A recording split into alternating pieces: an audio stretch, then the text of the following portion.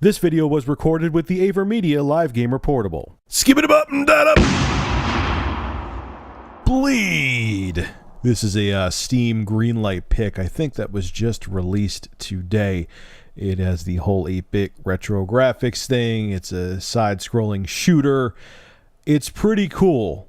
It just misses being great because the controls are so damn weird. Here's how it works. If you have an Xbox 360 controller hooked up to your PC, which, especially with a game like this, I strongly recommend it, the right trigger makes you jump.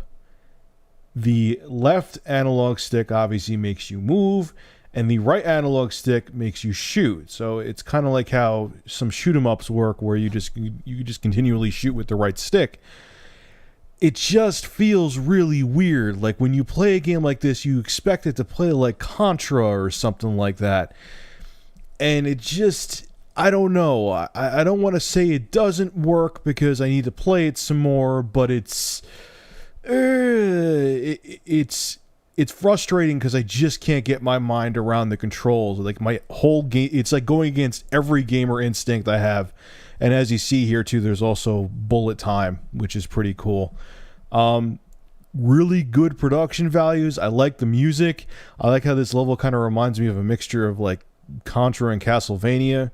Visuals with Castlevania. But I don't know. The controls, man, and the whole triple jumping thing is awkward, and they could have, I don't know, should have just went with a conventional control scheme. Maybe it'll grow on me, maybe it won't, but if it doesn't, I think that'll be the biggest shortcoming is the controls when it comes to Bleed. But anyway, moving on to today's news. So is your body ready for some Reggie news? Because he spoke on the Wii U's power. Today's shout out goes to YouTube user MrCouchbleh. Yes, that's his name. I'll have a link to his channel below in the description. So Reggie was being interviewed by Forbes magazine, and they asked him, they said, hey, the Xbox One's coming out, the PS4's coming out, and they seem like more powerful consoles. They seem they're going to have better visuals. They're more connected to the internet. What is the Wii U going to have to offer? How is the Wii U going to stack up, basically, against the Xbox One and PS4? And this is what he had to say. The processing power of the hardware really doesn't matter. I say that with confidence, looking at the most recent generation of home consoles where the Wii, which the broad industry looked at and said, boy, that seems to be underpowered, but sold 100 million units globally. And the consumers saw the innovation of the Wii Remote and the active gameplay we offered. Even if you look at the generation before that, it was Sony's product that was underpowered compared to the other two home consoles, and yet they won that generation. In the end, it comes down to games. The games drive the install base. The games excite the consumer. So Reggie has a point, and he doesn't. Where he doesn't have a point is the difference between this generation and the previous one, where the Wii, if you're going by hardware sales, one hands down, is that motion control gimmick was more enticing, okay? The whole Wii Sports game that came bundled with the Wii, the fact that the casual market didn't move over to tablets and smartphones yet, there were grandmas and grandpas and aunts and uncles who never touched a controller in their lives going out and buying a Wii. That's why the hardware install base for the Wii was ginormous.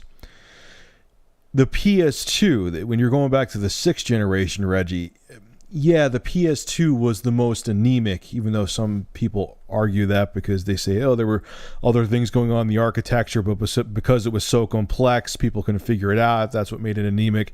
I don't know if that's true or not, but I don't think the gap was as big between the PS2 and Xbox as it might be with the Wii U and Xbox One and PS4. When games came out for the PS2, they came out for the Xbox in most cases. The only time I remember a game couldn't work on the PS2 and could work on the Xbox was, I think it was Far Cry Instincts, where, I think Ubisoft was trying to bring it out to the GameCube, the PS2, and the original Xbox, and in the end, the performance on the GameCube and PS2 was too laggy, so they just came out with it and made it exclusive to the Xbox. But it wasn't that big of a gap. And now, it could be argued that the Wii U may not have a huge gap in performance compared to the Xbox One and PS4, but with the numbers we're seeing right now, it's becoming tougher to believe that. Now, on the flip side, it's funny though. All of these developers complaining about the Wii U's capabilities and the hardware is limited, so on and so forth. It's interesting that you don't hear that about the current generation consoles. Well, I understand the Wii U is supposed to be next generation, but let's take Battlefield 4, for example. They're making Battlefield 4 for both the next gen consoles and the current gen. You don't hear them bitching, oh man, the Xbox 360, we can't, we have to lower the resolution, the lighting is not going to be as good, and the frame rate's going to, be jump all over the place. You know why? Because it has a ginormous install base, and they're going to shoehorn Battlefield 4 on that Xbox 360, that 7 to 8 year old piece of hardware, come hell or high water, man, because they want those dollars. And I'll tell you right now, if the Wii was flying off the shelves, all these developers would be singing a different tune. I promise you.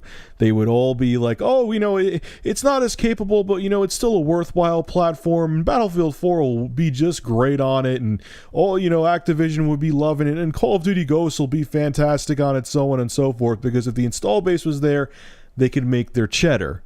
And so they don't care. They could have a 6502 central processor in the Wii U, and they would still find a way to get the damn game on there. I'm exaggerating hardcore, but it's funny how hardware limitations don't matter when money can be made on the platform. That's my point. The bottom line is, Reggie, you need to get those exclusives out there, man. You need to give people a reason to buy your console. You need to do better marketing with the console. I've talked about that 1,000 times before. You need to go and do better public relations with these third-party companies and give them incentives to get games on the Wii U. You need to give people that total package and let them know the damn console exists. Trust me, I still have faith in the Wii U. If I still own the console, that means I have faith in it. I think my longtime subs could tell you I change my mind on hardware like the wind, and if something bores me, I get rid of it, trade it in.